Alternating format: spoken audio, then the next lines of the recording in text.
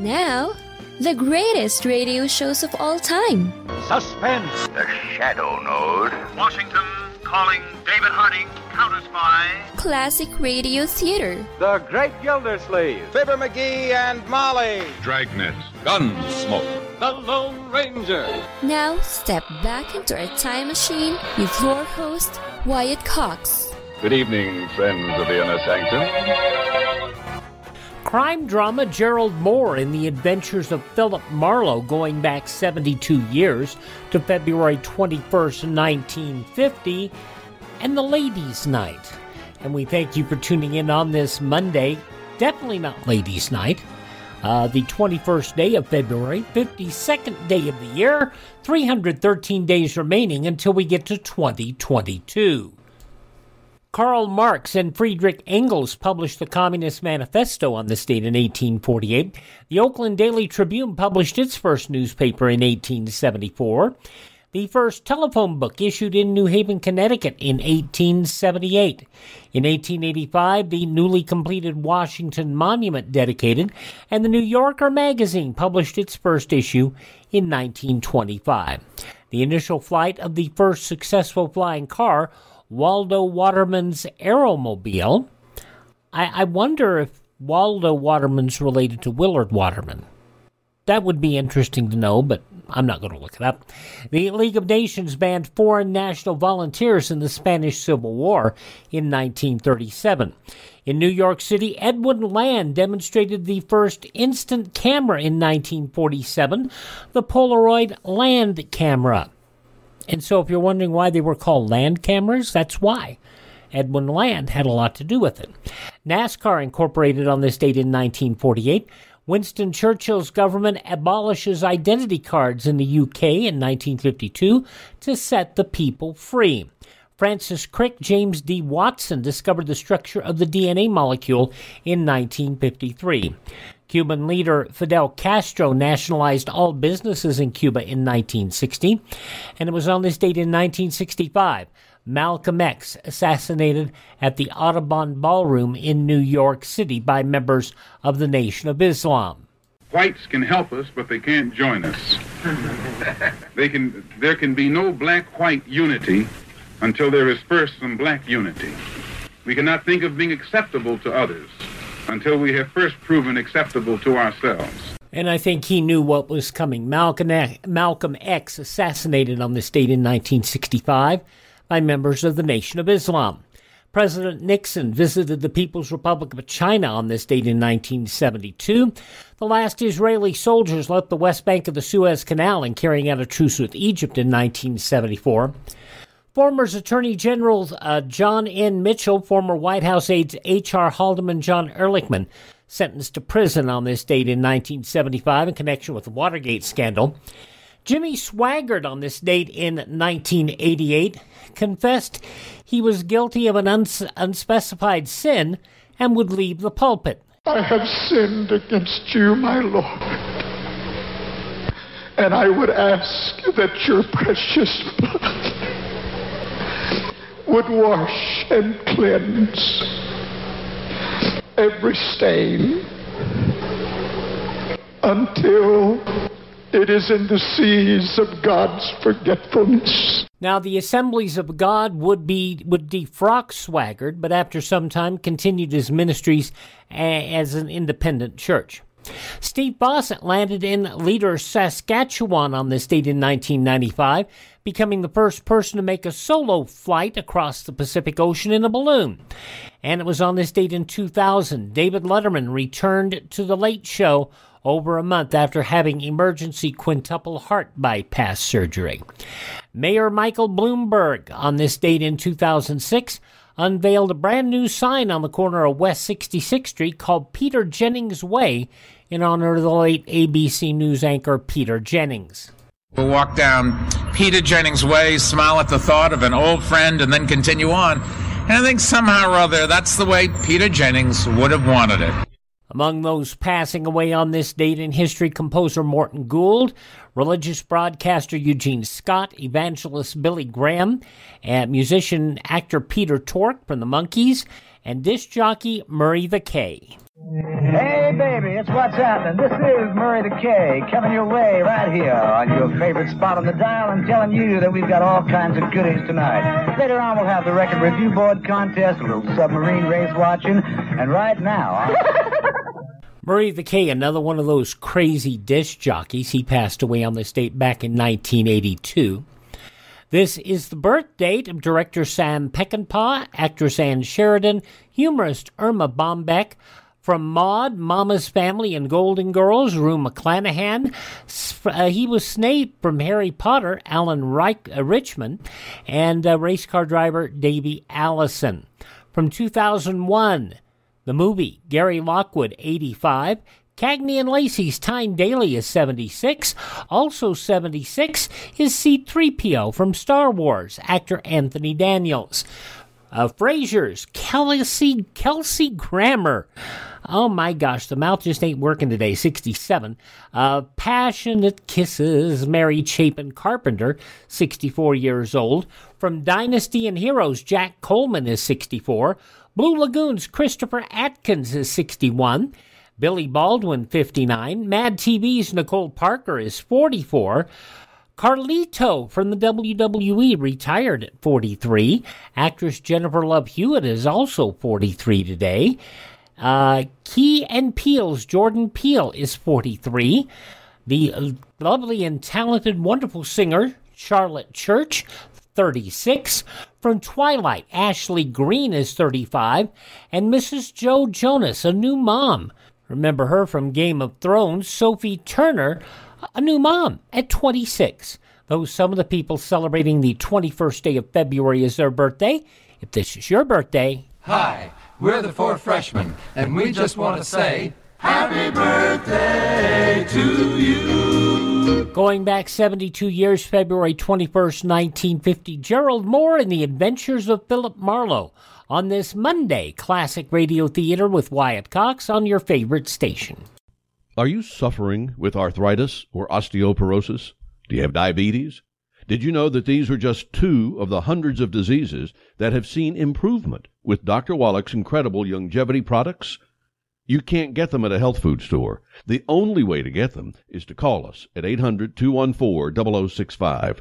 That's 800-214-0065. Do you have heart disease, fibromyalgia, or high blood pressure? Do you have a terrible time losing weight? Dr. Wallach can help. He was a veterinarian and cured diseases in animals. He felt that he could do the same for humans, so he became a physician. Over 50 years of research and helping people like you goes into every bottle of Dr. Wallach's amazing discoveries. Do you want to feel better? Learn how to treat the cause of your problem rather than covering up the symptoms with drugs. Call 800-214-0065. That's 800-214-0065. And thanks for tuning in to Classic Radio Theater with Wyatt Cox on this Monday, an episode of The Adventures of Philip Marlowe, starring Gerald Morris Marlowe, from February 21st, 1950. Get this and get it straight. Crime is a sucker's road, and those who travel it wind up in the gutter, the prison, or the grave. This time a peddler of pulp paper love, a blackmailer with muscles, a south-of-the-border chiseler, a simpering prude, and a corpse in a bedroom. All had one thing in common. Each was a woman. It happened like this. From the pen of Raymond Chandler, outstanding author of crime fiction, comes his most famous character in The Adventures of Philip Marlowe.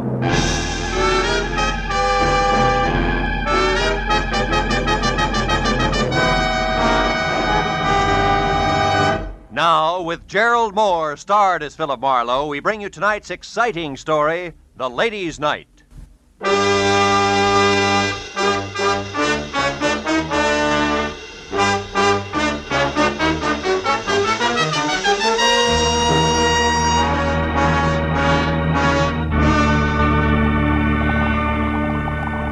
And the moment the sauce is boiling furiously, which is right now, add 1 full cup of tomato paste gradually and stir vigorously. Okay? 1 full cup of tomato paste. Oh, no, not now. I'll be a minute. Yeah, I said I'll be... Oh no. Ooh, ow. All right. So I add tomato paste, cup and all. Okay. Okay, I'm coming. Who is it? Western Union, telegram for Philip Marlowe. Oh, I'm sorry. I didn't mean to bug you. Kay Vanneman. Yes, darling. Staunch friend Kay. Am I welcome? Me and my small Western Union Joe? Oh, sure. Come on in. Come on in, honey. We'll go in the kitchen. Oh, it's not Marlowe playing chef again. What is it this time? Well, sauce a la Marino. What's on your poor little rich girl's 14-carat mind tonight? You. It's Tuesday. Tuesday? Yes. This is meeting night in my crowd. The Greens Committee at the Country Club, the Beverly Hills Male Choir, the veterans of this and that. So, no men left. Oh, except staunch friend Marlowe, huh? Look, Kay, baby, just because I... I know it by heart, Phil. Just because brave private detective once saved rich Uncle Enoch's niece, Kay, baby, from lots of trouble. For which he was well paid. There's no reason why they've got to go on seeing each other. Well, mister, you're wrong. There is a reason, a big, fat one. I like you. Lots. You do? Especially on Tuesdays. I can't tell you how happy that makes me. Now, I'm look... not being too bold, am I? I did call, 3 times. You weren't home all day. It didn't discourage you. If I can't have you, I'll take the doorstep. Tuesdays. On Tuesdays. Now, about this sauce a la whatchamacallit, what do we do first? Fish out the cup or wait for it to melt? Well, it all depends. If we want to, Hey, that thing sticking out of your pocket, real telegram or prop for gag? Oh, no prop, real thing. Oh? I met the boy in front of your door. Here. Open it up, will you? My hands are greasy. So I noticed. Over there, self-reliant. It's called soap and water. Oh. Well, read it, dear. Straight like, huh? Okay, straight like. Tried to reach you all day. Very important. Uh-huh. Meet me at the Tulip Room, Sunset Strip at 8 tonight. We'll pay Tulip you Room. triple your fee. Time means everything. Gigi Ormsby. You know her? Give me the towel, will you? Yeah, I think... Sure, she's the demon editor for Passman House. Who published what? Magazines, torrid love, great passions. You know, the shop girl's encyclopedia. Well, now tell me, shop girl, where'd you meet editor Gigi Ormsby? At a cocktail party about a year ago. She's quite a character. Sleek to look at. And listen to? Oh, someplace between a career woman and a Marine sergeant. Credit good? Excellent. Uncle Enoch once shook hands with her, and that's better than Dun and Brad. Hey, where are you going? The Don jacket and professional demeanor. Both are going to the Tulip Room. Phil, but you're not. Phil, that's not fair. This is And Tuesday. the sauce a la Marino needs 1 measuring cup removed. A delicate woman's touch from here on in. Bye-bye, Kay. You're a staunch friend indeed.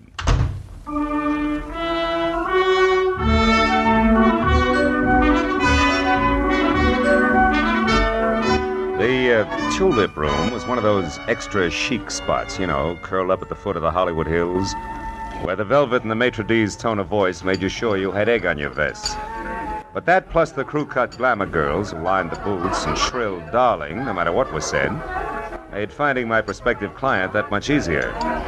In severely tailored banker's gray flannel, she stood out among the neighboring naked shoulders like a wart on a cue ball, as did her voice, which once it had gone through the introductions, came right to the point. Marlowe, my problem is simple. I want to find a woman in a hurry. Her name is Henrietta Lawrence. She's a good hack writer who disappeared, I know not why. Health? Likewise. Now, here it is. 1, 2, 3.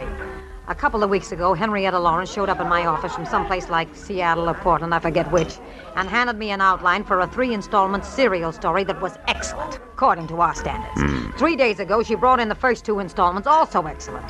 But the day before yesterday, when the 3rd installment was due, I was sitting in my office window when this happened. She only got as far as the front door. What happened? I don't know. She saw somebody going by slowly in a car. Scared the daylights out of her, and she hobbled for a cab. Wait a minute. Did you say hobbled? Yes, she limps. Uses a cane. Anyway, she piled into this cab and took off. Haven't had a word from her since. I'm worried, Marlowe.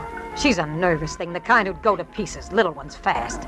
So I want you... Gigi Ormsby, oh, as I live and breathe this stale nightclub bed, darling, how are you? Busy, Jeanette, busy. So I see. And what's the handsome gentleman's name, or am I supposed to guess? It's Dracula, darling. We're counting the white throats. Goodbye. Oh, Gigi, you're priceless. Goodbye, Jeanette. This is business strictly. Well, I was only being friendly. Excuse me, darling. Happy business. Oh, what they let loose after dark. Anyhow, Marlowe, I want you to find this girl. She may be in an awful jam. Now, what do you want to know? Well, description might help, Gigi. Okay. Henrietta's about 35, on the drab side, no makeup, no jewelry. Each time I saw her, she was wearing the same thing, a plain brown coat, a plainer brown hat, low heels. All in all, the sex appeal of a tumbleweed. Mm-hmm. Last address you had on her? It's the only one. The Brace Hotel for Women, room 7. It's over on Fountain near La Cienega. But she hasn't checked back there in 2 days either. The giggling flower of the old South desk clerk I talked to on the phone today hasn't the slightest idea where she is. But I figure for you, she might, Marlowe. She probably got a face like wet hemp. Her name is Clarice. Well, we'll try it. Where can I reach you, Gigi? At my home in Brentwood. Sunnyside 9, 1011. 1011? Yeah, I'll stay next to the phone. Really do your best, will you, Marlowe? Okay, Gigi. It'll be my best, all right. Don't worry about it. I'll call you. Good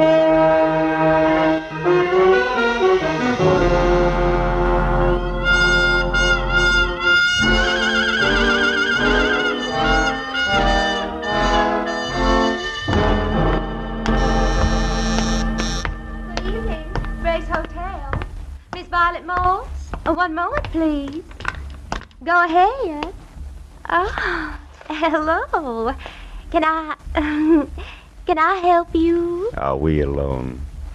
Is the switchboard closed? Why, yeah. Good. You see, I'm a private detective named Marlowe, Clarice. A private detective? And you know my name. Oh, we find things out. Oh, how can poor little old me help you? Well, it's about Henrietta Lawrence, the girl with the cane. Mm-hmm. She's in trouble, and I think it's a man. So do I. Who? Well, I don't know. You sure? Positive. She was always so quiet, so mysterious. It was enough to make a body curious. Oh. So one night I followed her. She went to Annie Stringer's Hollywood Health Club. That's a ladies' Turkish bath over on Santa Monica Boulevard in Doheny. Well, maybe she ducked in there because she knew you were following her. Oh, no, I was very careful. Besides, she had something to say to a woman there. I know. I saw him talking in the doorway when I went by. Couldn't see who it was, though. No man, huh? No. But I keep my eyes open when she comes back. Oh, you do just that. Keep them wide open, Clarice. They're lovely eyes. Oh. Good night, honey.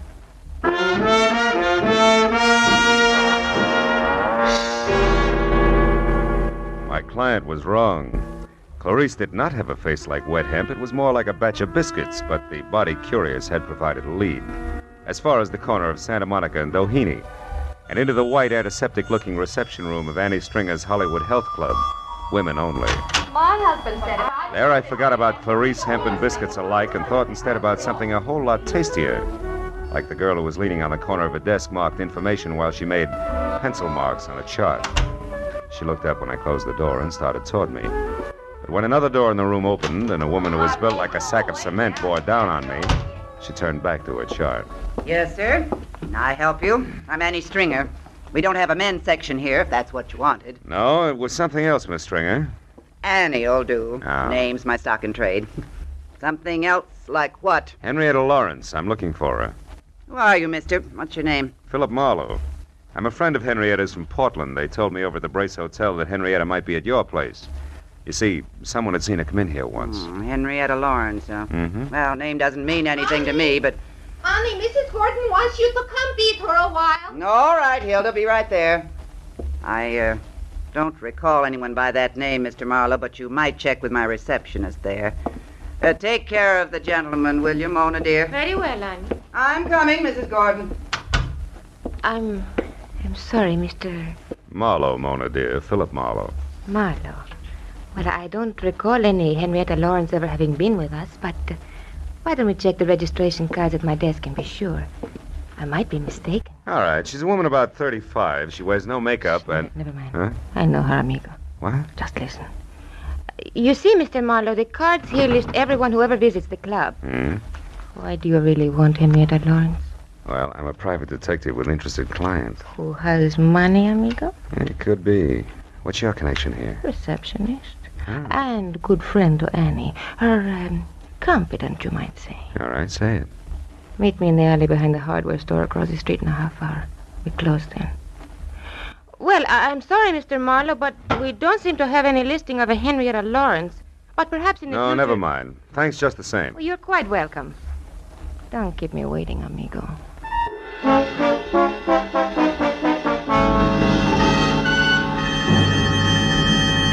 killed most of the 30-minute wait at an all-night beanery a block away where I drank bad coffee and listened to a special monologue from a waitress, which was worse. And at exactly 10:30, I stepped into the street and walked to the alley behind the hardware store. Moved cautiously toward the dark shadow of the building until a hand that gripped like a bear trap snapped shut on my upper arm, while another locked my wrist high into my back. Oh, 1 inch, Mr. Marlowe, and I'll break it off and hand it to you. I was a lady wrestler, understand? Oh, do I still call you Annie? Never mind the wisecracks. It's been a long day and I haven't got patience. Now, what's your angle, Flatfoot? This!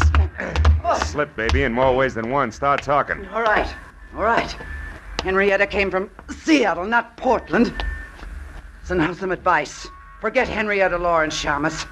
You can't do her any good. You're a liar, Annie, and you know it. Wasting your breath, Shamus. That's bluff, Annie. Hot air. Yeah?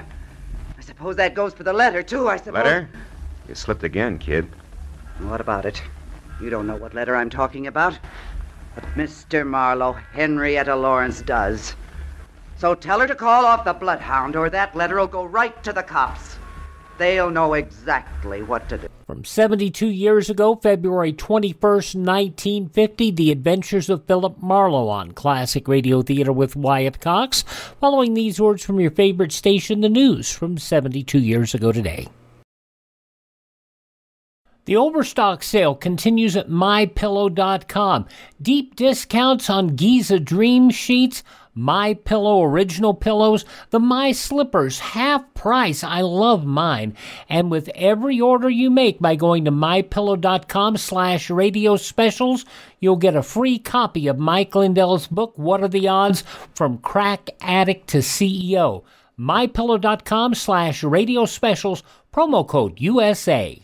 Here's some great news. If you missed the deadline to sign up for health insurance, or if, like a lot of people, you just have a plan you're not happy with, you still have a choice. It's called MediShare. It's a Christian healthcare sharing program. There are more than 400,000 members now, and they love it. In fact, MediShare has double the customer satisfaction rate compared to that of health insurance.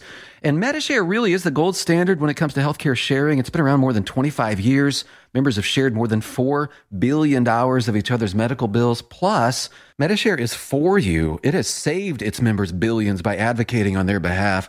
Best of all, the typical savings for a family is around $6,000 a year. So if you think you're stuck with a high-cost health plan that doesn't have much to offer, think again. MediShare has a 98% customer satisfaction rating, and you are invited to be part of it. Call now. 833-34-BIBLE. That's 833-34-BIBLE. 833-34-BIBLE.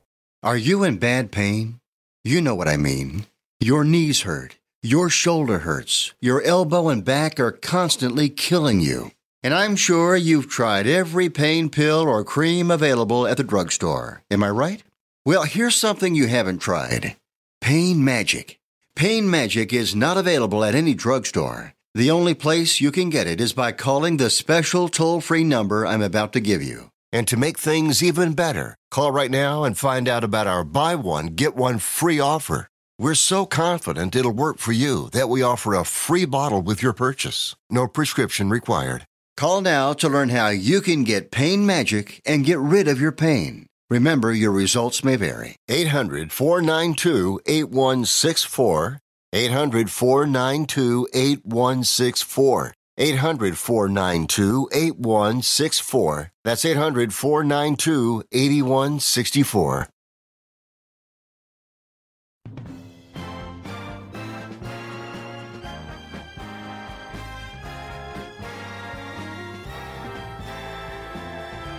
Thanks for tuning in to Classic Radio Theater here on your favorite station, an episode of The Adventures of Philip Marlowe as it was originally broadcast Tuesday, February 21st, 1950.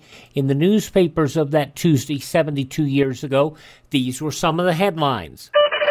Federal Judge Richard B. Keach yesterday hurled a criminal contempt of court citation at John L. Lewis's striking union for defying the court's order to dig coal. The United Mine Workers, which twice before has paid heavy fines for flouting a judge's command, must appear Friday and explain why 372,000 soft coal workers have refused since last Monday to obey. If the union's story doesn't satisfy the court, A trial will be held next Monday. Lewis himself not named in a government petition, which asks the court to take action against the union for civil and criminal contempt. The UMW chieftain has publicly called on his men twice to bow to the court's directive issued under the Taft-Hartley Labor Act. The federal government last night slashed its new European Recovery Fund request to $2.950 billion in the face of threats in Congress to cut it even deeper. The Economic Cooperation Administration announced the plan it will ask for the third year of the Marshall Plan as it prepared to present its case to the Senate. President Truman's budget had carried a $3.1 billion figure for the 12 months beginning next July 1st. State Department officials said yesterday an announcement on the U.S.-Bulgarian diplomatic crisis may come within 24 hours. This intensified speculation that the U.S. is on the verge of severing diplomatic relations with Bulgaria, although the announcement could involve another exchange of notes or a final ultimatum on the communist-run Bulgarian government. 11 Mormon missionaries left Czechoslovakia last night in the first mass move by the Mormon Church to liquidate its American-directed activities there. The communist-led government ordered 2 of the missionaries expelled on the charge they constitute a danger to the safety and security of the state. In Hawthorne, California, a woman called police to say she had seen a man stuff a boy in the trunk of a car. She reported the license number, which was traced to Harry Scroggins. Confronted by police, Scroggins' lab produced the boy, 15-year-old Harry Jr. Jr. saying, "The car has a rear-end rattle. I thought I could ride back there and find it." Those some of the day's top news stories as reported in the newspapers of Tuesday, February 21st, 1950. On your radio, The Adventures of Philip Marlowe, which continues now on Classic Radio Theater with Wyatt Cox. Get going, sweetie. Okay. Blow the top of your head off. Go on, feed it while you can still walk. Go. All right. But I'll be around, Marlowe. So don't forget the message I gave you for Miss Lawrence.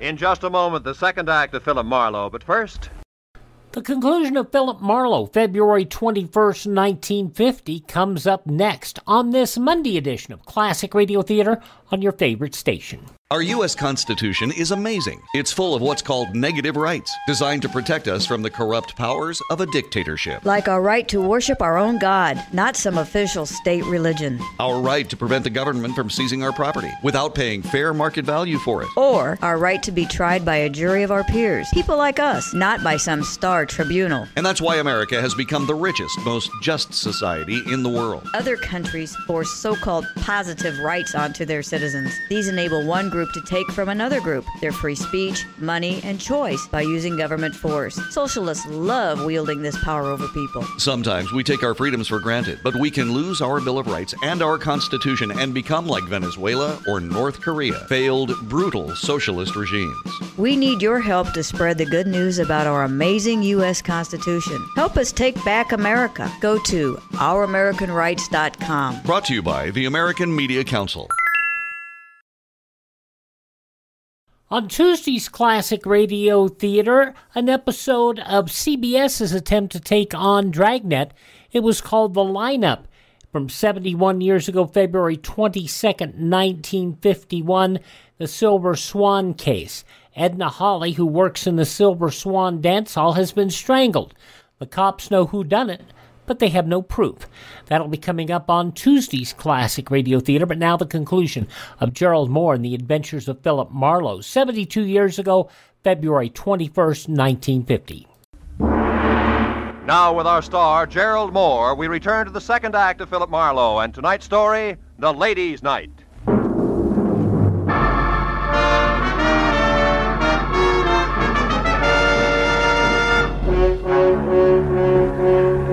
Kay watched Annie Stringer lumber out of sight down the alley. And she turned, tossed me an "I told you so" smile and lit a cigarette for me. Here. Well, I guess it's a good thing I chucked that scullery-maid routine and followed you after all, wasn't it? Look, I've already said thanks, so go ahead. Get real corny. Rub it in. Marlowe pinned by a woman. That was no woman, Phil. It was the late gargantuous cousin. Yeah, I was also outnumbered and surrounded. By the way, where's your gun, Kay? I don't have any gun, just What? a lot of bluff and curiosity about what you were doing out here in the alley with a creature like that. I was taking a judo lesson. By correspondence, maybe? What was all that about a letter? Well, for my money, the way things stack up, G.G. Ormsby's top writer, one Henrietta Lawrence, is being blackmailed by Annie Stringer, and that letter is Annie's protection. Goes to the cops if anything. Kay, get out of sight, quick. What? What's the matter? Marlowe, not another one. Yeah, my date, Duck. Will you go on? It's important. All right, but don't forget you're a sucker for a hammerlock, so watch it. Phil? Senor Marlowe? Over here, Mona. Oh, see. You are here. Are we alone? Yeah, we're alone. Good. It is worth my life what I'm going to tell you. And we like me alive, no? Look, what is it, Mona? You know something about Henrietta Lawrence? See, more than enough. There's a certain letter. Oh, you know about that, huh? Sure. I know where it is and what it says. Bless you, baby. Where is it? I want that letter bad. It's nice. Nice? See. And I would love to give it to you for nothing, but... But what? But my poor mother, she needs an operation. My father, the mortgage on the rancho. Your little sister wants music lessons? Come on, kid. How much? How much is the life of Henrietta Lawrence worth, Phil, dear? To me, to you, to Henrietta Lawrence. Her life, huh? I'll see what I can do. You better do real good, amigo. It's a very serious thing. I take a great risk. Annie Stringer is stupid, but she's also strong like a bull. You come to my apartment, 8310 North Ardmore, number D. 1 hour. D, huh? Okay, I'll be there. Good. And please, amigo, you don't hold hard feelings against me. Not for this. You know, business is business. Pleasure is pleasure, no? Maybe we can mix them. In an hour. I'll be waiting for you, Phil. How do you like that? It was as touching a little scene as I've ever witnessed. Skip it, Kay. This deal is liable to get rough before it's over, and I've got a call to make. Let's go. And I was dumb enough to warn you against the hammerlock. The hammerlock that kid holds is like a pat on the head. Can I go with you just for laughs? Yeah. We're going to call on my client. You're scramming. Come on.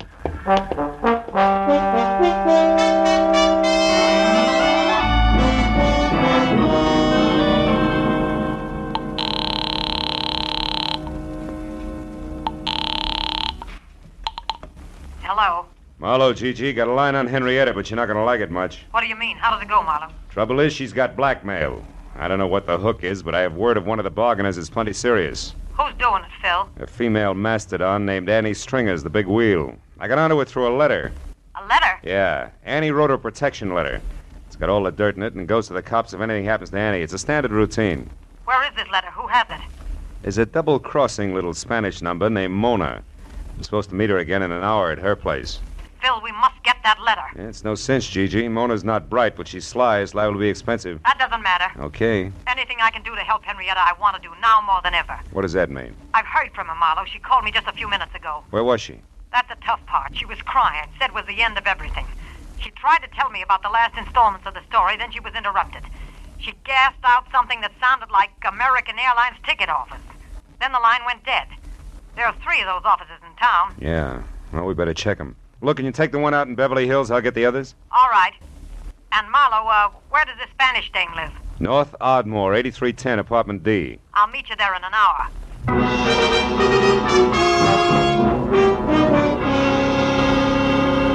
When Gigi hung up, I sent Kay to check the airline office in Hollywood for a woman carrying a cane and a big load of trouble, telling her to call me at the downtown agency within half an hour. Then I headed south for the office on 6th Street. Halfway down, it began to rain. You know, the kind of dismal, misty drizzle that makes your clothes smell like blankets at a fire sale. I spent a fruitless half hour peeking into corners and trading descriptions, and finally, when Kay called in a negative report from the Hollywood office, it was high time to beat it out to my appointment with Mona. The rain had put enough dazzling sheen on the pavement to make the going slow and slick. But I got out to 8310 Ardmore not over a minute late. Apartment D was the last on the right and completely dark. As I walked toward it, I found myself following a set of feminine footprints rapidly filling with water. And besides each left print was a little round hole. By the time that registered on me, I was already at the door and could hear her crying inside. I didn't wait to knock. Mona, it's me, Marlowe. For Pete's sake, what happened to you? Phil, that woman was here waiting for me in the dark. She had a big club. When I came in, she grabbed me and beat me with it. It was a cane. Not that it makes any difference now. Hey, your apartment's a rest. She got the letter, huh? See, she got it, and look at this awful Later. bruise. Right now, I want to know what that letter said, and you can forget about me paying the Mexican national debt for it. I want it free and fast. Come on, what's Annie got on Henrietta Lawrence? Right, all right. She knows it. What? Somebody's outside there. Oh, it's Gigi. Come on in, Gigi. Hello, Phil. Who's this, the tortilla pounder you told me about? Just a minute, you can't. All right, hold it. Take it easy. You're a lousy housekeeper, sister. What happened? Your hat dance get out of control? Now, wait a minute. Henrietta scooped this Gigi. She was here and got the letter herself. She what? Yes. We were just talking about the letter when you came in. Now, let's get on with it, Mona. What's Big Annie's pitch? Supposing I won't tell you now. Then I'll have you in the pokey for attempted extortion before you can say Pancho Robinson beautiful. Come on. Well, okay. That's better. For you, amigo, I tell. I don't know what Henrietta Lawrence means to this dragon here, but she's a murderer. Why, you lying little tamale tosser. That's impossible. Henrietta's a fine girl. You know what you're saying, Mona? Sure I do. I read the letter, didn't I? Henrietta Lawrence killed a woman in Seattle 4 years ago. Annie saw her do it. She had names, dates, places, everything. I can't believe it. I just can't. She's such a swell person. Look, she even left this, the final installment of the story, for me in that Wilshire ticket office. What'll we do, Phil? We gotta help her. Okay. Since neither she nor Annie counted on Mona here reading the letter, the best way to help her is to try to keep her from committing another murder. What, are you crazy? What are you talking about? Come on, Gigi, get with it. The letter was worthless except as Annie Stringer's protection. Yet Henrietta went to all the trouble of getting it. Why? So she could shut Annie up, and there's only one way to do that. Kill her. Holy mackerel, I didn't even think. You should, Senora. You got nothing else to work with. Drop dead. Stop it, both of you. Oh, crazy. Better stay clear of it from here on, Gigi. Go home and wait for me. Okay, Phil, whatever you say. Call me as soon as you can. Sure. All right, come on, Mona, let's go. Me? Yes. Oh, no, amigo. The letter's gone, and so is Mona's interest. I'm very tired. Now, listen, you cut yourself in on this right up to your sombrero. You know Annie, so you may be able to help me. It's that or spend the night in the cooler. Add it up, sweetheart. Andale. All right. You're so forceful, amigo. Come on, let's go.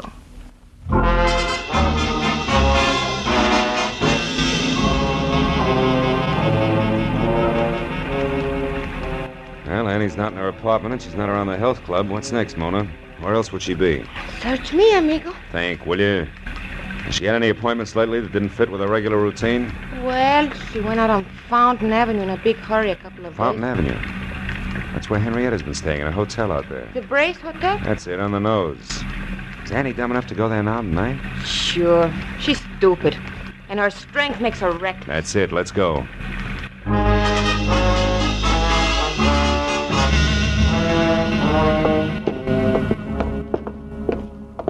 Come on, Mona, it's here on the first floor. Hey there.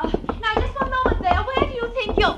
Oh, it's you again, Mr. Marlowe. Yeah, it's me again, So Clarice. If you're Now, looking for that Miss Lawrence Yeah. at number 7? Uh-huh. Well, you're sure in luck, Mr. Marlowe. She's in now. She came back about a half hour ago with her friend, the biggest woman I ever saw. Annie, it's true, amigo. You were right. Yeah, come on, let's get back there. Oh, Mr. Marlowe, you can't go back there. You're a man, and this hotel is for Now, women look, sis, you only. got a pass key there, haven't you? Come on, this entire night from start to finish has been for women only. Getting sick and tired of it, present company included. Where's number 7? Phil, this is it right here. Henrietta! Unlock it, Clarice, fast. Get back.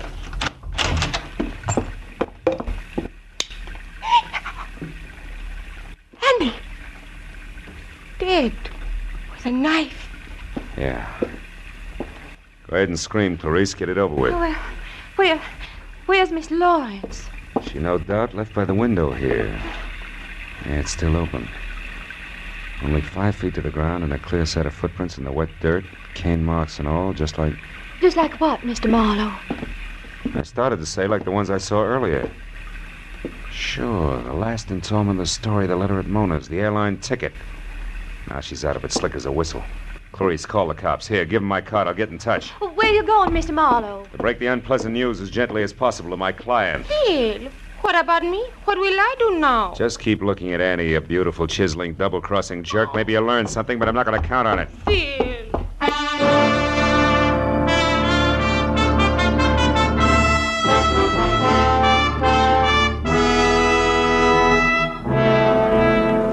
Gigi had a lot of lights on in a glossy Brentwood house. And as I walked up the wet, curving flagstones to a door, I could see her inside, pacing slowly back and forth, an impatient cigarette in one hand, a stiff brace of brandy in the other. Whatever Gigi Ormsby really thought or felt about Henrietta Lawrence then, I couldn't tell. But I was sure that before I left, she was going to despise her. Phil, I've been waiting for you to phone me. Something bad, isn't it? I can see it in your face. We found Annie Stringer's body, Gigi, in Henrietta's hotel room. Ah, what a dirty, dirty shame. And Henrietta? Gone. But she won't get far, not this time.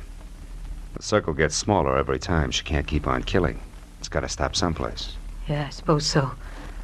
But I'm sorry for her, Phil. I hope she got a plane ticket tonight and is miles away by morning. I hope she gets a break this time. She didn't buy a ticket. She's not even running. And she won't get that break. You talk as if you know where she is, do you? Mm-hmm. You've been to Seattle, haven't you, Gigi?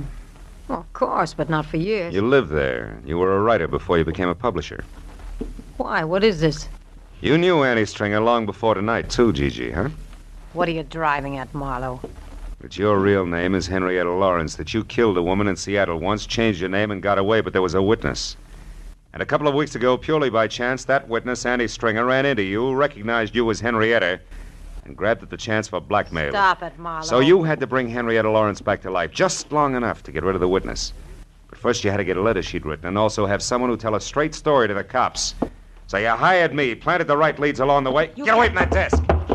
Don't try it, Gigi. You can't win, so at least lose gracefully, will you? If this was in one of my books, no one would believe it. You're right, I can't win. It's all true, Phil. Where was the loophole? It started only as a hunch, but everything fit. I got it from the cane you used, Gigi, at Mona's place. The cane marks were on the left side of your tracks, but outside the hotel window, they were on the right. Anybody who really has to use a cane couldn't do that.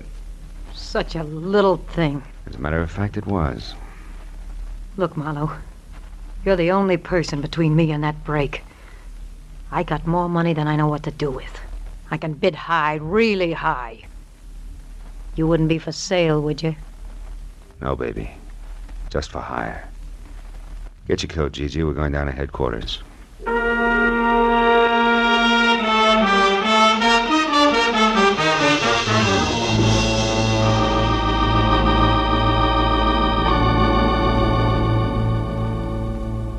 Getting the whole business down on police stationery, one orderly step at a time, is a process as full of, well, as full as the fiscal report of the First National Bank. Took twice as long to whip up. But finally it was all over.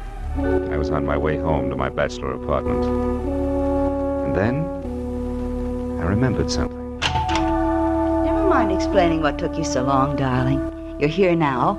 Dinner is ready and waiting, and the martinis are ice cold. Just come on in and close the door. Yeah.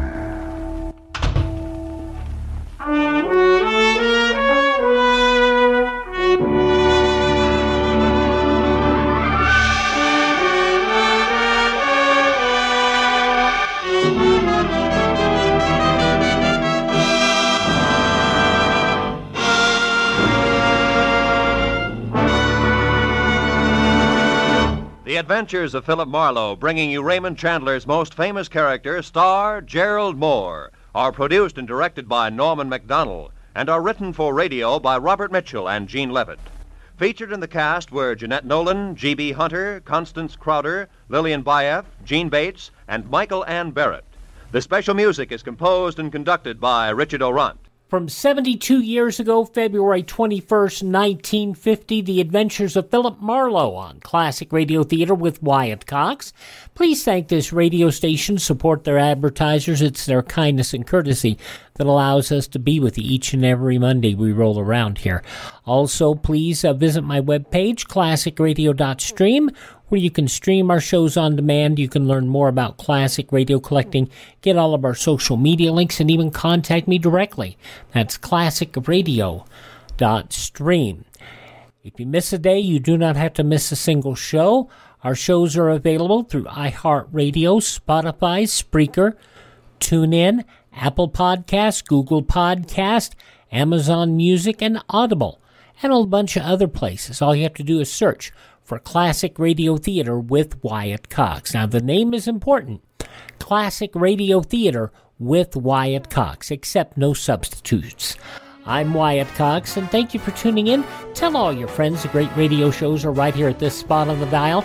Classic Radio Theater with Wyatt Cox on your favorite radio station.